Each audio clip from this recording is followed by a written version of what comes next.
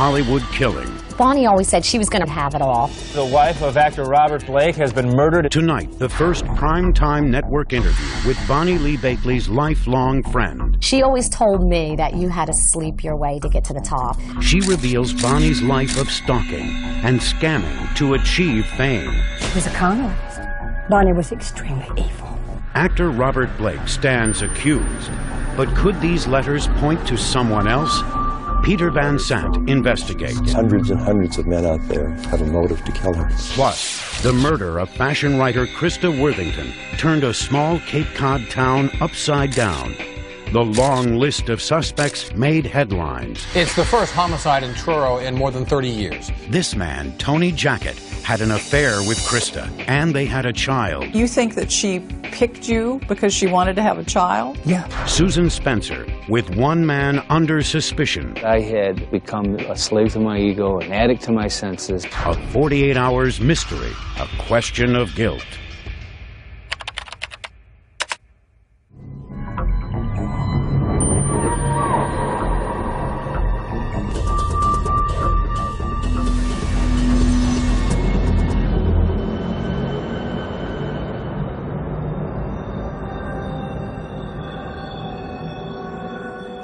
Good evening.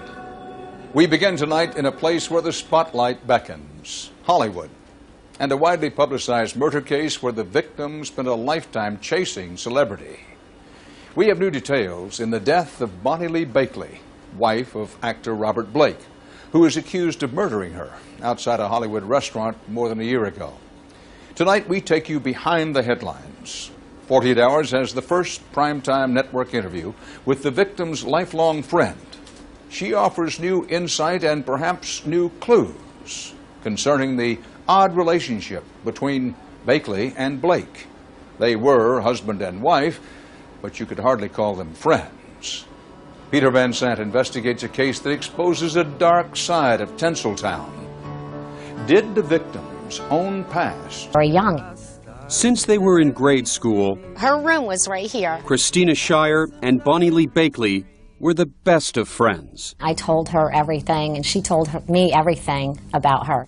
Especially Bonnie's dream of one day being famous. She wanted to be on TV and say to all the people growing up and everybody, hey, here I am now you'll really notice me. Ironically, Bonnie achieved her lifelong goal on the night she died. Some celebrities, she said, you know, they never knew that they were celebrities until they were dead. Just months before, Bonnie had married actor Robert Blake, a Hollywood loner who had played both cop... Don't do the crime if you can't do the time. Yeah. Where do I fit in? ...and killer. I got you figured for a natural-born killer. A role police believe he played in real life when on May 4th, 2001... Our top story at 5, the wife of actor Robert Blake has been murdered in Studio City. He allegedly shot Bonnie to death. Robert Blake, with a green baseball cap, arms behind his back, in handcuffs. The story of how Bonnie Lee Bakley ended up here in Hollywood, living her dream, married to a one-time big-name star, reads like a movie script. But Bonnie's life story has plot twists that are so bizarre, they may be too far-fetched, even for Tinseltown. What was it about the celebrity life that so attracted Bonnie? Bonnie knew that celebrities were noticed. Bonnie knew that they were loved. Growing up in New Jersey, Christina and Bonnie wanted to be famous. I think Bonnie was incredibly beautiful. And Bonnie knew her body would be her ticket to the top. She knew she had an incredible body. She knew how to use it. Yes, she did. Christina says in the 1970s, when Bonnie was in her 20s, she did get backstage and get to meet Chubby Checker. She began seeking out celebrities. She went to see Tom Jones.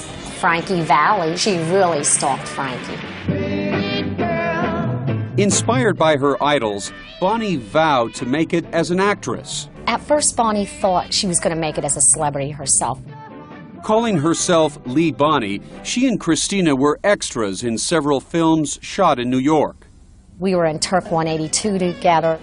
Now earlier, I promised some inside stories about... We worked on the Woody Allen Fall Project, radio days. What was this woman willing to do to achieve her goals. She always told me that you had to sleep your way to get to the top. If she could sleep with a celebrity or a producer, she would do it. At age 21, Bonnie became obsessed with rock legend Jerry Lee Lewis. You shake my nerves and you rattle my brain. Years earlier, Lewis had married his cousin.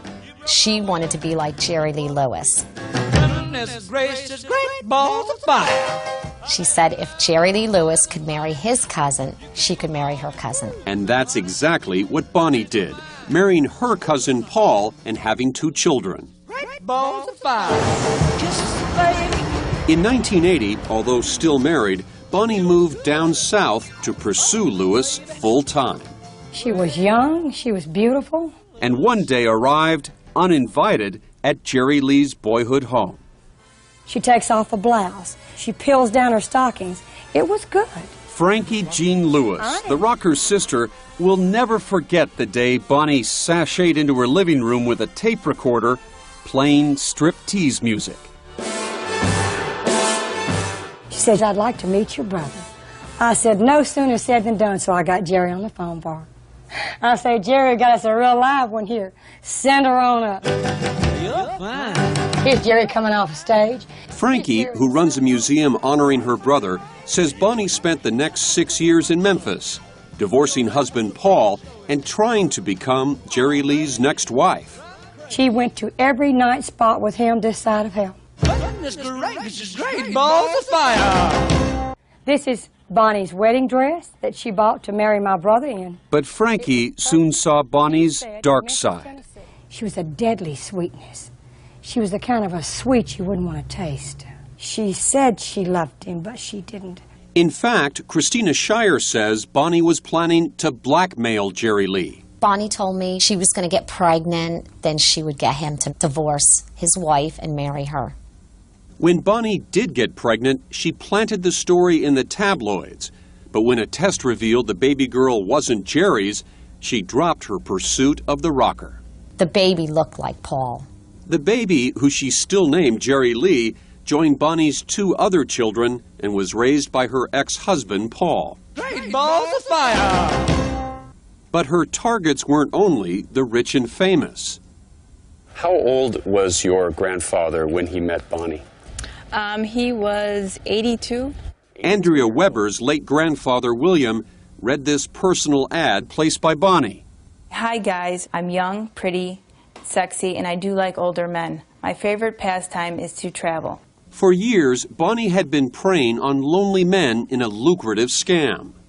She would advertise in porno magazines, Lonely Hearts magazines, sending nude photos of herself in exchange for cash. He was lonely. He just wanted some attention.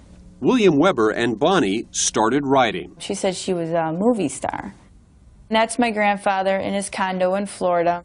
One day, Bonnie surprised William by showing up at his home. The neighbors called me up and said that, there was this woman and they were celebrating, and they said that they got married. Do you think Bonnie used sex to hook your grandfather? Oh, definitely. Definitely. After 1 week of marriage, Bonnie disappeared, leaving William heartbroken. Bonnie was in my grandfather's life for 1 week and basically walked off with $80,000. Bonnie was a very cold, calculated con woman. Coming up, Bonnie heads to Hollywood with a shopping list. Warren Beatty, Robert De Niro, Peter Fonda, Clint Eastwood. That's next.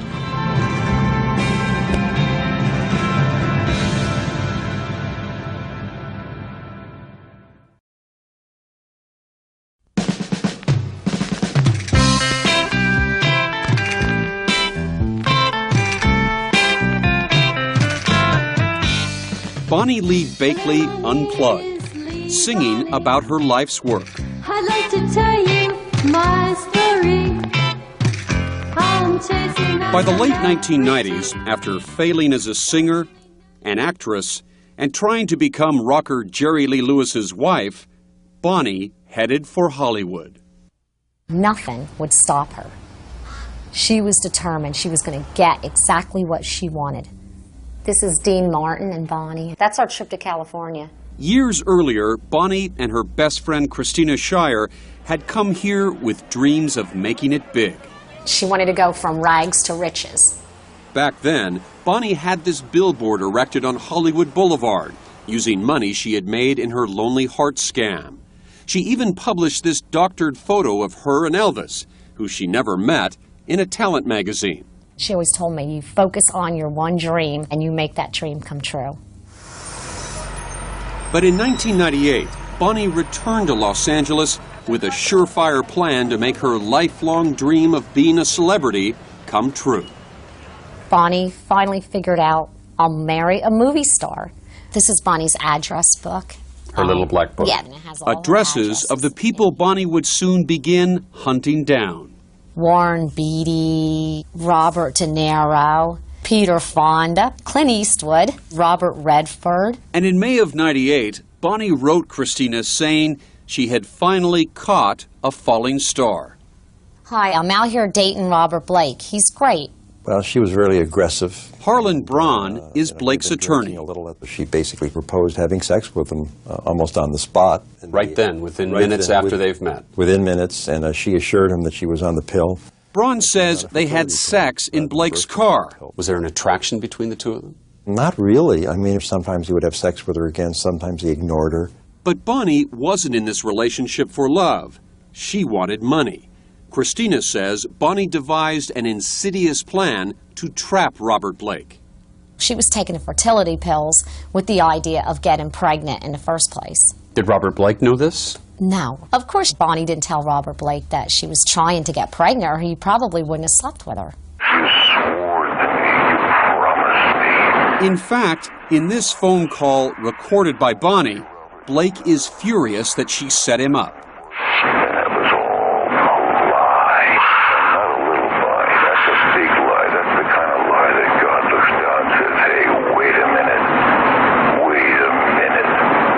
But Blake would soon learn that Bonnie's entire life was a lie.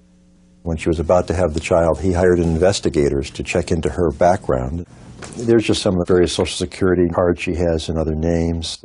Blake learned that Bonnie had a criminal record, that she was on probation in Arkansas for possessing 30 false identities used in her lucrative mail order scams. She was still seeing mail order men, still ripping them off. In June of 2000, Bonnie gave birth to a baby girl, Rose. When a DNA test confirmed the baby was Blake's, he decided to marry her. Why in the world would Robert Blake marry Bonnie once he had learned of her past? When Robert Blake saw the child at about 3 months old, it was in very bad shape. She had the back of her head was flat from not being handled and laying down. And Robert saw Bonnie putting kaopectate in her formula so that she wouldn't go to the bathroom as much. Bonnie admitted to Christina that she was using the baby. Bonnie threatened to take the baby away if he wouldn't give her money. And this daughter was headed for what he believed would be prostitution, a terrible life with Bonnie Blake. So he decided that he was going to sacrifice himself for the sake of a child whom he felt responsible. After decades of star chasing, Bonnie had her man. Guess what? I married Robert Blake on November 19th. I'm real happy. I finally accomplished everything I always wanted. But within weeks after the marriage, Christina claims Bonnie told her that Blake and his bodyguard Earl Caldwell were plotting to kill her.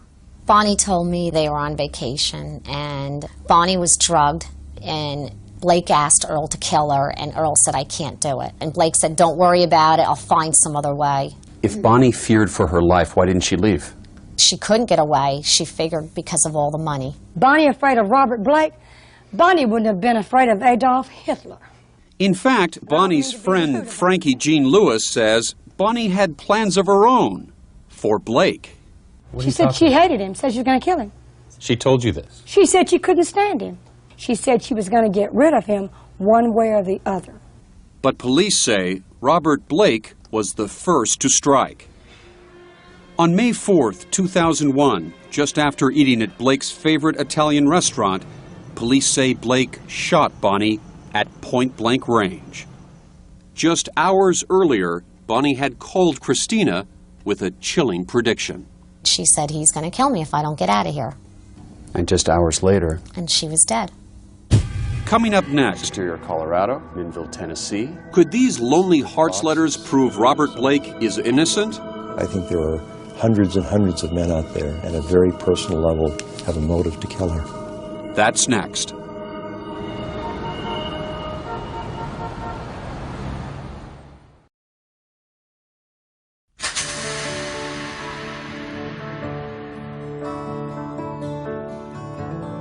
Everybody's a dreamer, and everybody's a star. You know, I grew up like I was the kid that everybody hated in school. Everybody's in movies. So then you grow up saying, oh, I'll fix them, I'll show them, I'll be a movie star. This is Bonnie Lee Bakley, heard on an audio tape discovered after she was murdered. But it's too hard to become a star. Bonnie is telling a friend why she married actor Robert Blake. So I figured, well, why not fall for movie stars instead of becoming one, you know? What do we have here? Well, this is some of the evidence that we've gathered. That tape is just one of many pieces of information that attorney Harlan Braun has discovered. These are letters from men she was scamming. Right, exactly. Information Braun will use to try and convince a jury that someone other than his client Robert Blake had a reason to kill Bonnie. These are just lonely people who want to find someone to love, and she's manipulating them. North Carolina, Maryland, New Jersey, talking all 50 states? I think so. Even while married to Blake, Bonnie continued sending nude photos in exchange for money. We turned over 15,000 pages of documents to the police, probably half of them involving letters like this. It's your belief that somewhere the murderer could be in here. Right, and these letters are somewhere in her past. There's thousands of men out there who have been cheated by her. Men who are lonely, men who she humiliated, men who thought that she was the love of their life. Braun also points to a phone call between Bakley and Christian Brando, son of actor Marlon Brando, recorded just months before Bonnie's murder. Running around, sending letters to guys and embezzling all this money from these idiots. Brando warns Bonnie that because of her con artist lifestyle, she could wind up dead. But you're lucky somebody ain't out there to pull a bullet in your head. Braun argues that's exactly what happened on May 4th, 2001, after the couple had dinner and Bonnie was left alone in Blake's car. We know that the killer shot her at point-blank range through the passenger window, that he then took an oil can and poured oil over the weapon, threw it into the dumpster. It's almost inconceivable that Robert Blake could have done all of this. This is Blake, moments after Bonnie's murder. There's not a scrap of physical evidence, fingerprints, blood, oil on his hands, or anything that would link him to that. We're confident that Robert Blake is the suspect who murdered Bonnie Lee Bakley. Commander Gary Brennan says Los Angeles police have ruled out Braun's theory. Other possible suspects were interviewed and eliminated. In fact, investigators spent 11 months building their case against Blake. The evidence, both circumstantial and physical, points to Robert Blake. Do you think a lot of men had a motive to kill Bonnie? A lot of men, a lot of family members. I mean, she was a rotten person. But Andrea Weber, whose late grandfather William lost $80,000 to Bonnie after she tricked him into marrying her, He was like a father to me. understands why someone would want revenge. Yeah, I could see how it could drive someone to murder her. Andrea's grandfather wasn't the only man left heartbroken and broke. She would marry people right and left. It wouldn't make any difference to her. Braun says Bonnie was married at least 8 times. She was a black widow from hell. She would eat her prey as soon as she was finished with him. And every week, investigators are learning more about the intricate scamming webs she weaved. Her notes tell it all. One man promised her his life insurance money. She even had wills where she would get older men to put her or her family in wills, hoping that they would die. Bonnie supported herself doing this for years. Christina believes Bonnie made hundreds of thousands of dollars from her scams. She even stole Christina's birth certificate and used her name in her Lonely Hearts con game. She used my name more than she used hers. Christina believes Bonnie's refusal to stop bilking money from lonely men may have pushed Blake to the edge.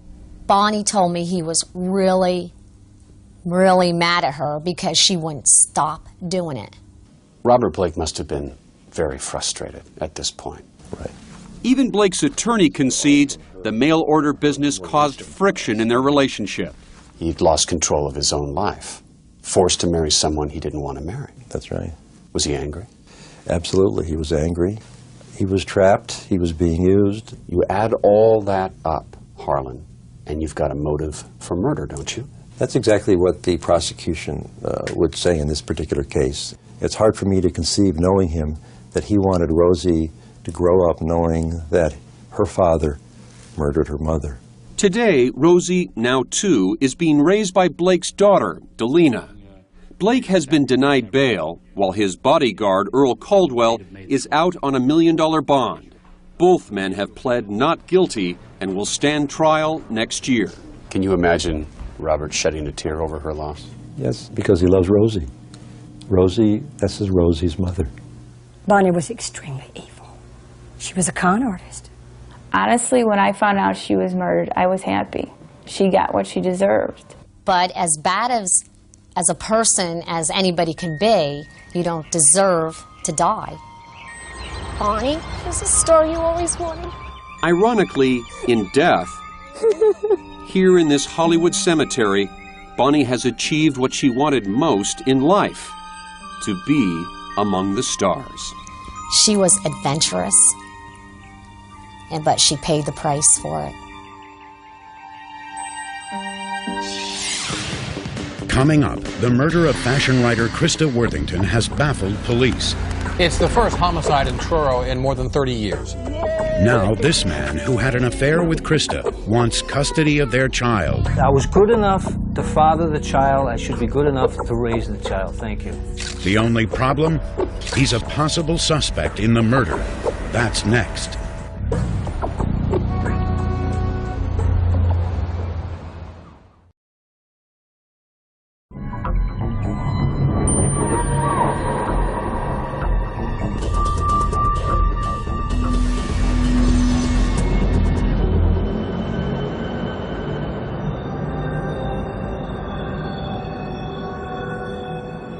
The second mystery we have for you tonight takes you to a place mainly unaccustomed to violence, where peace and serenity are about as constant as the tide. This is a place where the ways of high society coexist with a simpler way of life, quietly. That is, until this case. The murder of an accomplished woman who traveled in some very exclusive circles. Her death has exposed a tangled web of relationships. And as Susan Spencer now reports, it has cast a wide net of suspicion. Truro is a very quiet, quaint little town. This is pretty quiet. Early each morning, local fishing constable Tony Jackett patrols the waterways around tiny Truro, Massachusetts. This is where I work. On the tip of Cape Cod. Only place on the Cape quite like it. Yeah, it's warming up. Days are getting longer. The Jacketts are from a long line of Portuguese fishermen. And here we have a lot of mussels.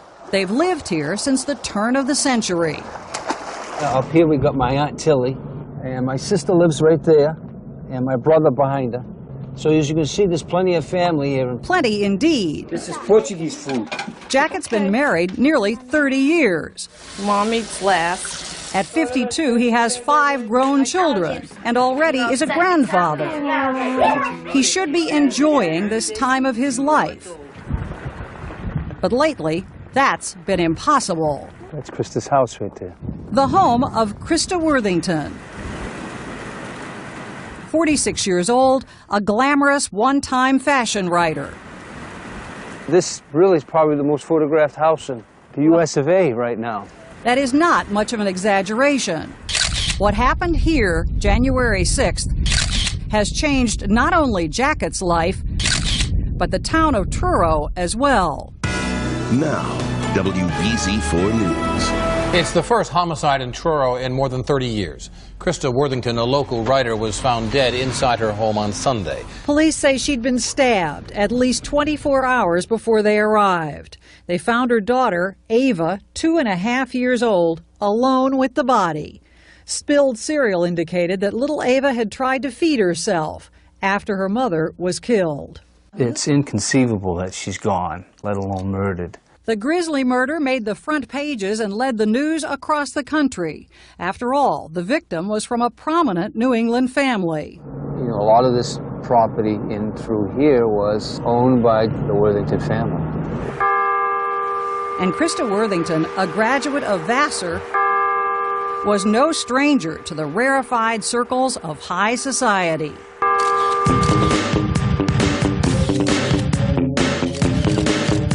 She was a very radiant fashion figure all over Europe. Writer Melik Kalin met her in London in the 80s. She was a very glamorous figure. At just 26, Worthington landed a job in Paris, writing for Women's Wear Daily. Among her coups, an interview with fashion heavyweight Yves Saint Laurent. She was very interested in all the fashion stuff, but she really wanted to make her mark in a more serious area. She thought she might write a play. So in 1997, around her 40th birthday, Krista left the fast life for Truro, where her family had spent summers. I think that would be the point of coming, is to get some of that quiet. I suppose they need the quiet in order to be creative. The quiet she sought contrasts sharply with the pool of rumor and suspicion now swirling around her murder, which has a list of possible suspects worthy of Agatha Christie. It could very well be someone that she was involved with at one point. First, there is this woman, a 29-year-old heroin addict and former prostitute. That is real sick. Believe it or not, she's reported to be the girlfriend of Krista's 73-year-old father, a former Massachusetts assistant district attorney. Krista was concerned and told her pal Warren Roderick, the local harbor master, that she wanted her father to end his relationship both with the woman and with her friends. Maybe some of these people got angry at her, and they came down here and said, look, leave your father alone. He's our friend. We're having a good time with him. And it got out of hand. I mean, that's the only thing I could speculate on. Then there's Krista's ex-boyfriend, Tim Arnold, who found her body, he told police, when he went to return a flashlight.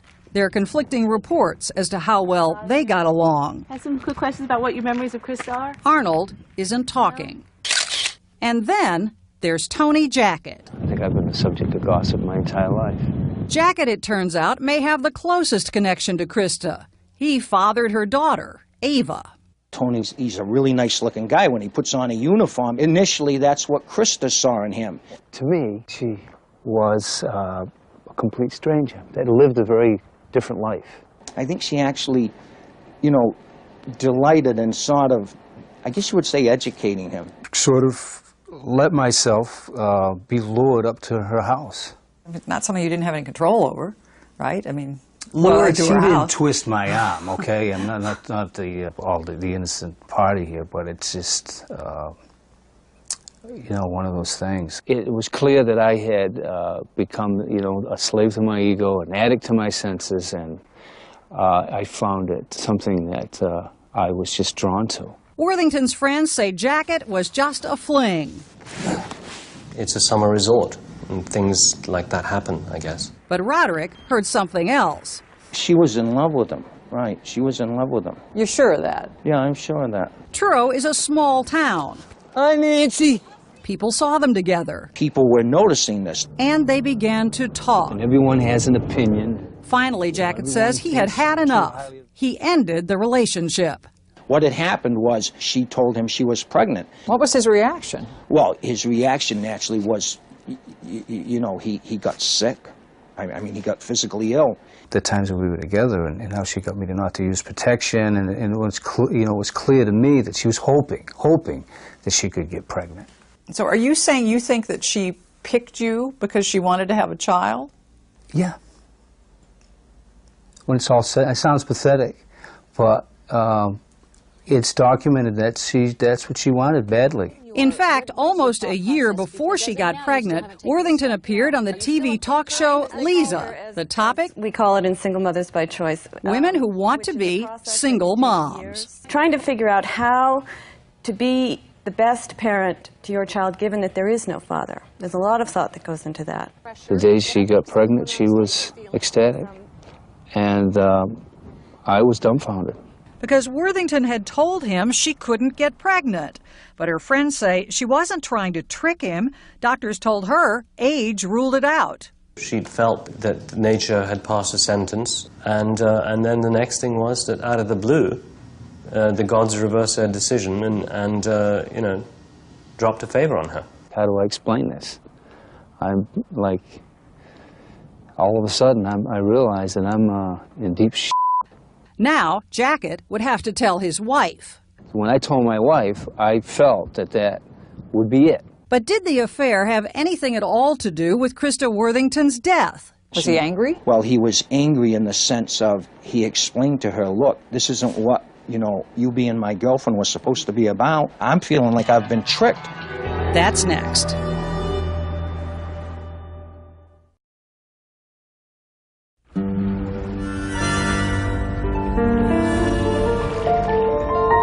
You know, I really try to be discreet. For almost 2 agonizing years, Tony Jacket managed to keep his affair with Krista Worthington secret. I felt that probably it was in my marriage. But by December 2000, Krista was demanding Jacket tell his wife about the affair, by then long over, and about their child, Ava. Well, I think she became alarmingly aware of the likeness that Ava was taking on. And she was concerned that Ava would be asking questions. You didn't have a clue? No. Out of the blue, this comes. He said he had to talk to me, and he said he was in trouble. Trouble indeed. The Jackets had been married nearly 30 years. I said, in trouble? How are you in trouble? And he didn't know what to say, and I said, with the IRS? And he said, no, worse. I said, the police? No, worse than that.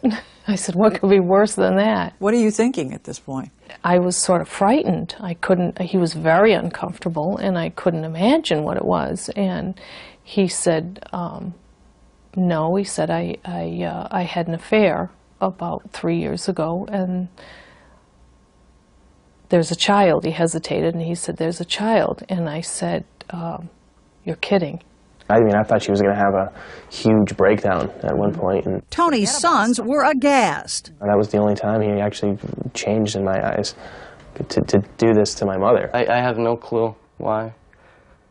It was a mistake, a big mistake. My first reaction was, oh my God, there goes the family. Jacket's daughter thought the damage was beyond repair. That was my biggest concern because we're so close. But Jacket's kids apparently didn't know their mother as well as they thought.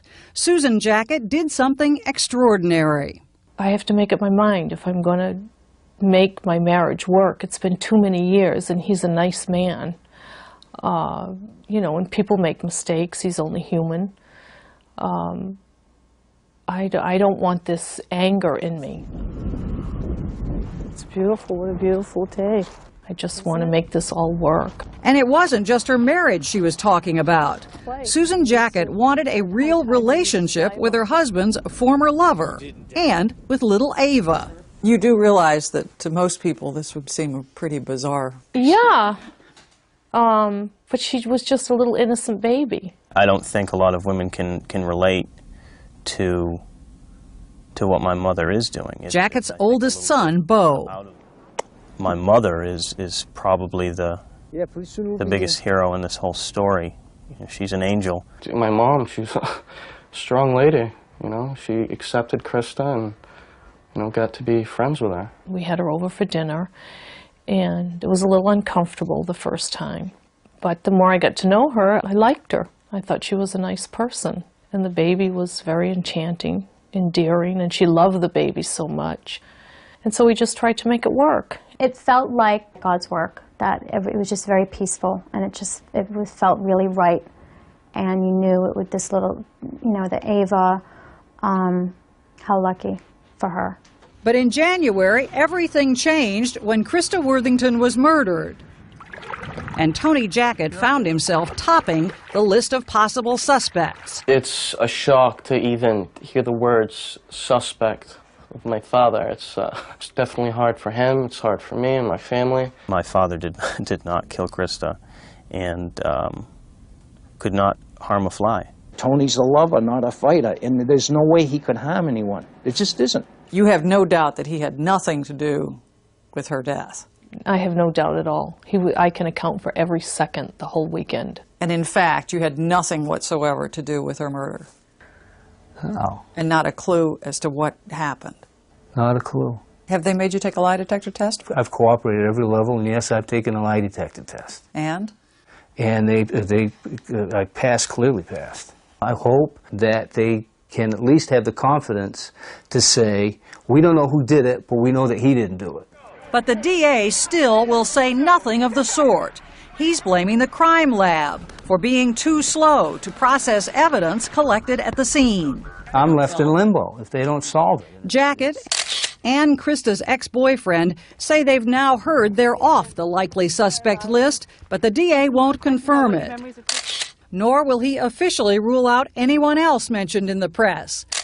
Not Krista's father's girlfriend, her associates, or even other members of the Jackett family.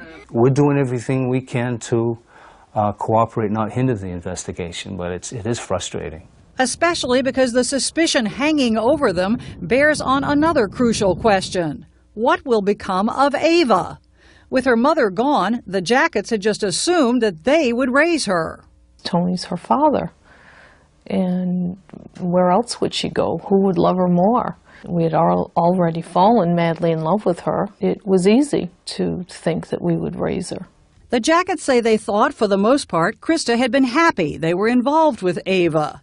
But others weren't so sure. She never, ever intended that the child would go to Tony Jackett's family. Whatever the reason, just 2 months before her death, Krista wrote a will, naming as Ava's guardians not the Jacketts, but her longtime friends Amira Chase and her husband Cliff. Ava is now living with the couple in an upscale Boston suburb. Why do you think she put this in her will? I don't know. I really have no idea. Maybe it's her way of saying she doesn't want you to have Ava. Well, I was good enough to father the child. I should be good enough to raise the child. Thank you. That's how I feel about it. We're a happy family. The Jacketts are allowed to see Ava only 6 hours a week. And who loves you? Daddy. That's right. Daddy loves you, yes. The fight for full custody bring the motion for custody before the court. Has become a family crusade. You feel like Ava is your sister. She is my sister, and she should be with us. But I would love to be a part of her life, you know, and watch her grow up, definitely, and, you know, be a big brother.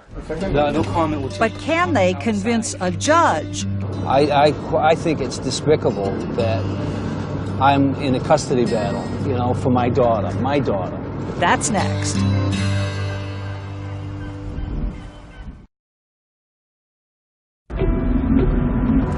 It's been very, very frustrating. We're disappointed it's come to this. Tony Jackett and his wife Susan are about to do something they swore they would never do. We're going to Barnstable Superior Court. We're conceding in the custody battle. We're just disappointed and frustrated, but, you know, outgunned and out-resourced. So you can say. It was the most difficult decision I've ever had to make. Yay! Since we last reported on this story in April, the Jacketts have decided to give up the fight for sole custody of Tony's 3-year-old daughter, Ava. It just seemed to be the most natural and instinctive thing to do, to raise her like I raised all my other children. But 6 months have passed since the murder of Ava's mother. And police have cleared no one, including Tony. Meantime, Ava's been living with the family her mother chose for her, Amira Chase and her husband Cliff. The baby had bonded with them and had grown attached to Amira and her family. In fact, bonded so well that a court-appointed psychologist told the judge it might harm Ava to move her. Plus, reporters now are talking about his past and his involvement nearly 20 years ago in a marijuana smuggling ring. Tony cut a deal with investigators and avoided prosecution. It certainly would have been something that would have been brought up. Tired of questions about his character and overwhelmed by the potential cost of a full-blown custody trial, Jacket this day officially agrees to share custody with Amira. Thank you very much. It means to you. It means everything. Everything. In the best of both worlds, Tony says, Ava will have two loving families. We're going to see her often enough, and it's set up to be flexible, and I